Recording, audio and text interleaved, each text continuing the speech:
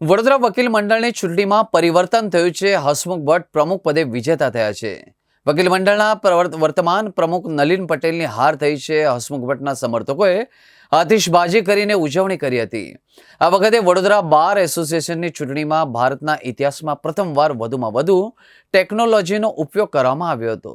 વડોદરા વકીલ મંડળની ચૂંટણી માટે પ્રમુખ, ઉપપ્રમુખ, મહામંત્રી, સંયુક્ત સચિવ, ગ્રંથાલય, ખજાનચી એક જગ્યા અને મેનેજિંગ કમિટીના 10 પદ માટે મતદાન થયું હતું।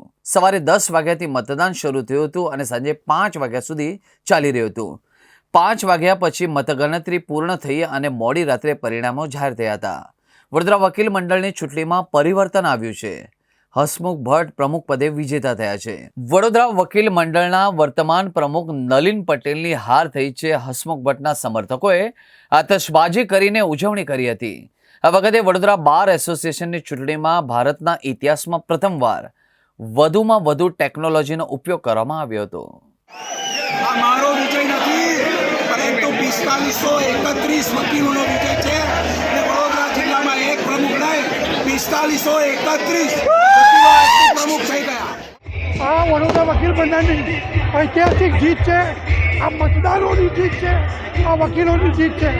હસમુખભાઈ સાહેબને 4 વર્ષ પછી ફરી જીતી લાવ્યા એ મારા મતદારો અને મારા પ્રિય વકીલ મિત્રોની જીત છે। કોર્ક શું છે, રંગો અને બિલ્લો શું કરી બતાવે છે ને એ વડોદરા વકીલ મંડળ સારી ખબર રીતે ખબર છે। અને મારા જે હસમુખ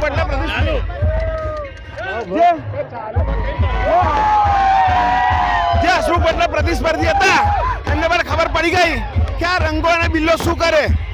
રંગો બિલ્લો નહીં, પણ આ 4500 વકીલોએ જાકારો આપ્યો છે, કેમ કે 4500 વકીલો મને કોઈ કામ નથી કર્યું।